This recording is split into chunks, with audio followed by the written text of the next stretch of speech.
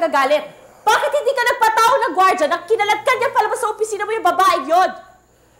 Pumunta yung babae sa opisina, umiiyak, Vanessa.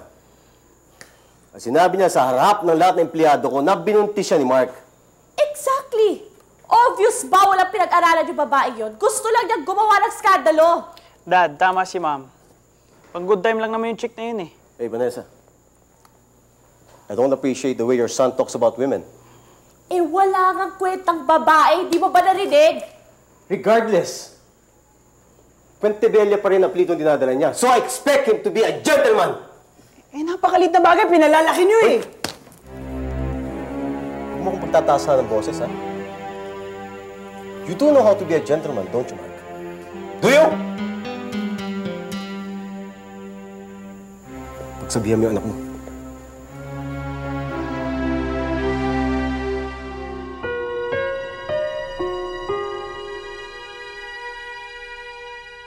Malalim yata ang iniisip ng anak ko. Ang problema? Wala ho. Wala. Sa akin ka pa naman magsisinungaling. Eh, kilalang kilala na kita. Alam ko kung kailan ka nagsisinungaling at alam ko kung kailan ka nagsasabi ng totoo. Ano ba problema? Naisip ko kasi, Mamo, sarap pala maging mayaman. Paano kasi kanina, pinasabay ako nung kaklase ko dun sa sasakyan niya. Alam mo, Mamo, ang ganda-ganda ng sasakyan niya. Tapos, ang ginaw-ginaw. Alam mo, Mamo, bagay ang anak niya sumakay sa magandang sasakyan. Pinatid ka ba? Sana pinapasok mo para nakilala ko. Ha? Bakit? Mamo, mauna na ako sa baba. Baka hinahanap na ako ni Gina eh. Alam mo na, baka magalit na naman sa akin yun. Sige po,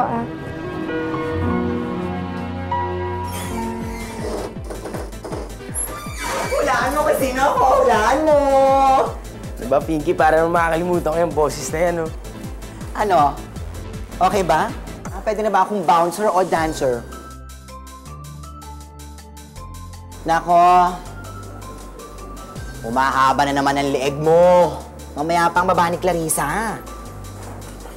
Hindi ko mainiti si Clarice. Oh! Uy! Oh! Huwag mo na i-deny, no? Aminin mo na si Clarissa lang ang tinitingnan mo dito. Ako nga, tinan mo nga, oh, ang colorful ng outfit ko, pero hindi mo pa rin ako napapansin. Ano bang meron si Clarissa na wala ako? Eh, sige, huwag ka na lang maingay. Eh, gusto ko sana makilala ng lubusan ni si Clarissa eh. Eh, matutulungan mo kaya ako? Oo naman, si Mother Pinky ang bahala sa'yo, ha? Okay. Ilalakad kita sa kanya, Cute, cute.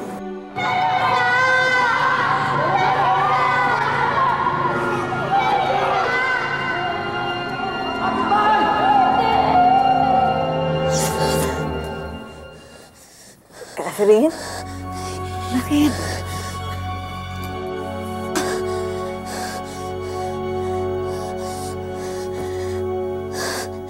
Nanaginip pa naman ako ng malaking sunog. Pero, ang batang paulit-ulit akong tinatawag. Paulit-ulit niya akong tinatawag na ate.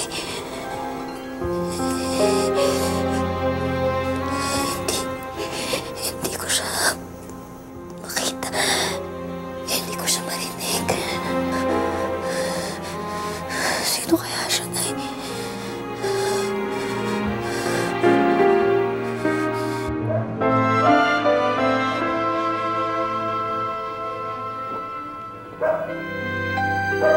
Kailan po kayo babalik?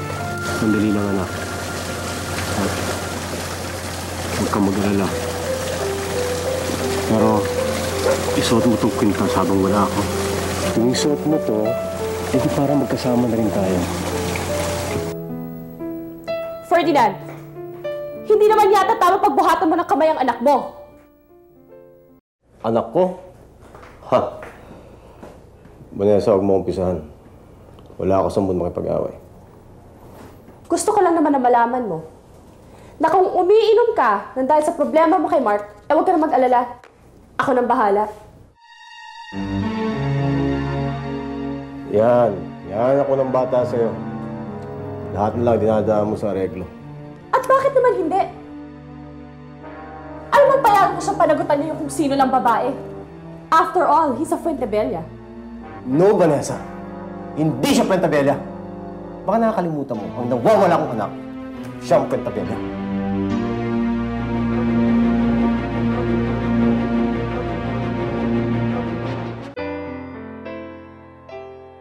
Ay, ko alam ko ano ibig sabihin. Ano kaya ibig sabihin ng mga napapanaginipan ko? May ibig sabihin kaya yun? Masama kaya yung ibig sabihin nun?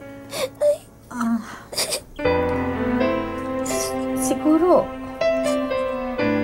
Siguro, nananabik ka lang sa, ang ibig sabihin mo, nananabik ka lang sa kapatid. Eh, gano'n ka naman talaga nung bata ka pa eh. Madalas nga, nahuhuli kitang naglalaro na parang may kausap kang kapatid eh. Lang yun. Kalimutan mo na yun, ano?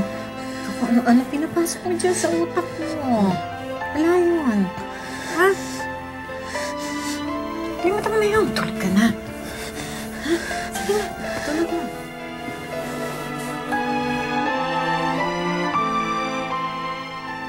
Nay, nasaan na kaya ang itay?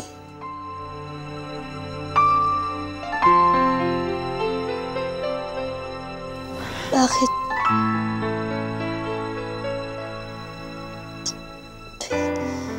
Ito yung tinatanong ko siya sa inyo.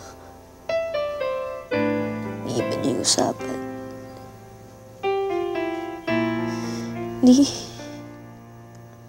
Nilitrato niya wala kayo.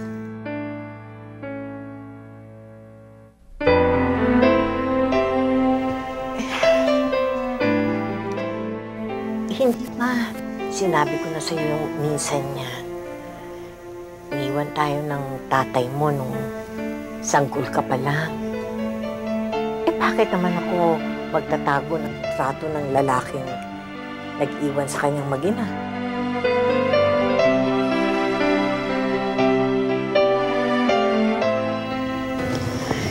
Matulog ka na. Maaga pa tayo gising bukas. Meron mo, Day. Kahit ginawa yun sa atin ng itay. Kahit iniwan na tayo.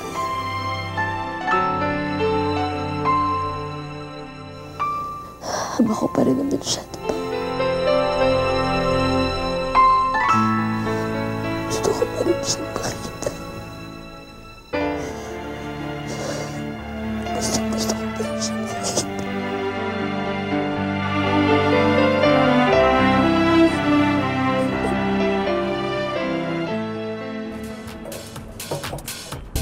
Jepoy, 6 na scotch on the rocks, tapos 6 gin tonic, 4 may beer, tapos 4 naman eh. Pakibilis, please. Okay. Pahinga ka na kaya. Mukhang pagod na pagod ka. Oo nga, ang dami kasing tao ngayon. Oh, may bago tayong gantas ah. Ha? Mukhang mamahalin. Bago naman sa'yo eh. Sino bigay? Bata pa lang ako, nasa akin ito eh. Pakibilis naman oh, kasi baka magalit yung customer. Sige. Ako na bahala dito. Siguro naman alam mo kung bakit kita pinapunta dito.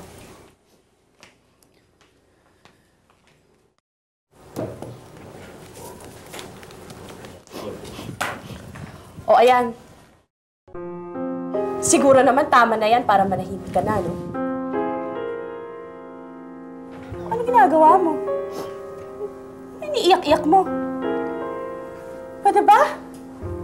Huwag mo ako dinadramahan. Sus, sigurado naman ako eh, ngayon ka lang nakakita ng ganyan karaming pera sa buong buhay mo. Hindi niyo po ako mabibili. What? Ano sabi mo? Poor girl. Hindi mo ba alam that everything's on sale? Kasama ka na dun. Kaya kung ako ikaw, tanggapin mo na yung pera at huwag mo nang guguluhin si Mark.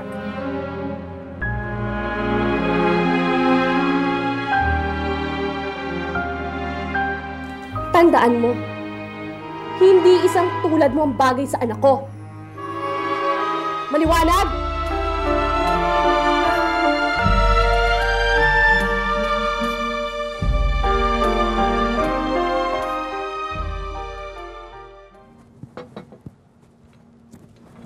Hey, Daddy. Good morning, sir. Sir na naman. Alam mo, allergic na ako sa salitang yan eh. Hindi ba pwedeng Charles na lang? Sandali lang po.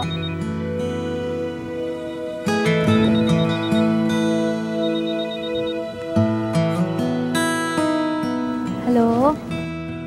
Good morning po. Sandali lang ho. Sir, Rina po. Ah, hello. Rina. Ah, sure. Basta ikaw. Saan ba party mo? Okay. Sige. I'll be there. Count me in, okay? Okay, bye. Kaibigan ko. Nagyayaya eh. Ikaw? Siguro, madaming lalaking tumatawag sa'yo, no? Po? Naku, wala ho. Hindi ko ho ipinamimigay ang telepono ninyo dito. Pero sigurado ako, sa ganda mo yan, may boyfriend ka na. Charles, kailangan bang itanong mo yan sa isang katulong?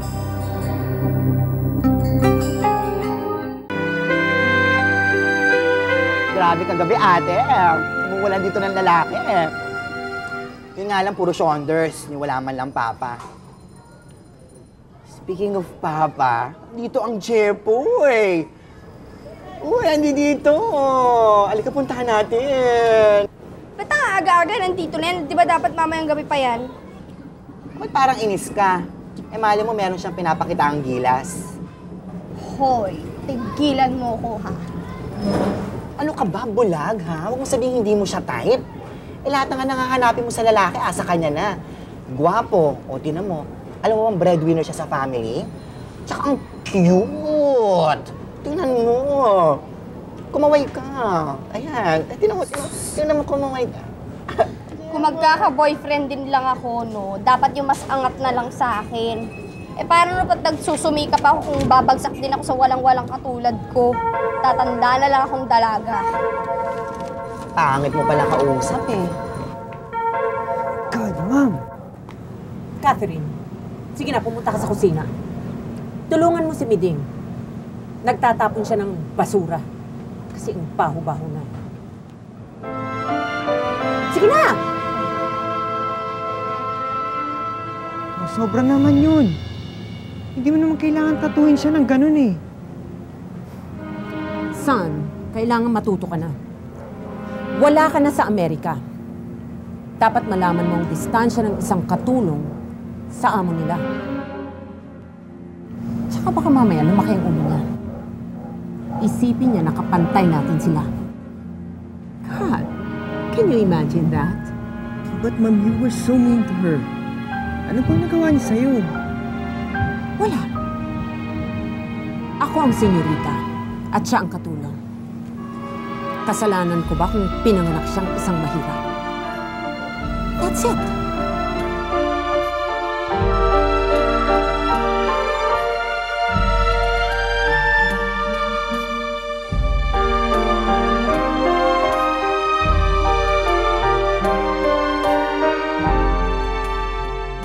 Ay mga pare, bilis-bilisan niyo pag-inom ha, para makarami tayo. Kayo rin. Minsan lang ako malibre. Matindi yung nalusutan mo. Kung parents ko yun, malamang pinakasal na ako sa chick. Believe talaga ako sa'yo, pare. Basta pagdating sa chicks, daig pa si Abarrientos. Si pa prospect mo ngayon? Pare, meron na. Mayaman na, pang-display pa. Sexy.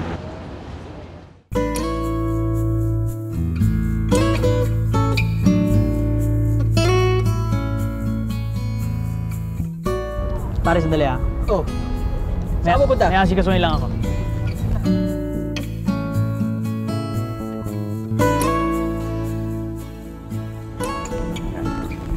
Clarissa, sandali. Oh, nandiyan ka pala. Ba't wala ka sa klase kanina? Sige, mauna na kayo. Hindi, actually okay lang yun eh. Kabata ko naman ng professor eh. Pauwi ka na ba? Ako na lang ulit maghatid sa'yo. Ha? Diyan ka lang ha, huwag kang gagalaw. Ako nang bahala rito ha. Diyan ka lang, kukunin ko yung kotse, dadaling ko rito. Sandali lang ha, sandali.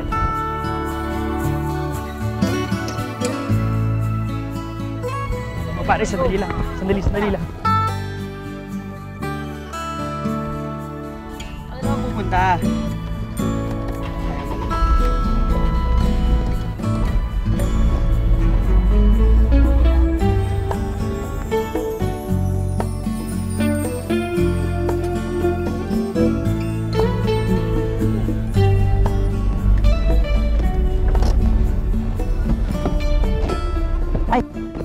Wait lang. Dali. Ako na. Ikaw ba? I'm at your service.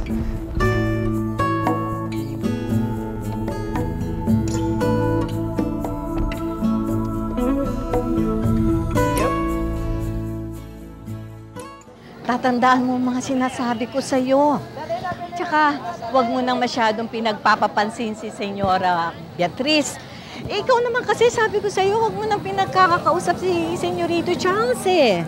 Nay, siya naman ho yung kumausap sa akin eh. Alang naman hong bastusin ko yung tao. Ay, nako. Bahala ka. Ale, magkano itong talong? Meding? Naku, Meding, ikaw nga. Kamusta ka na? Helen? Oo. Naku, kamusta ka na? Kasi naman pagkatapos ng gulo, bigla ka nang nawala. Akala ko kung napaano ka na eh. Kamusta na? Ha?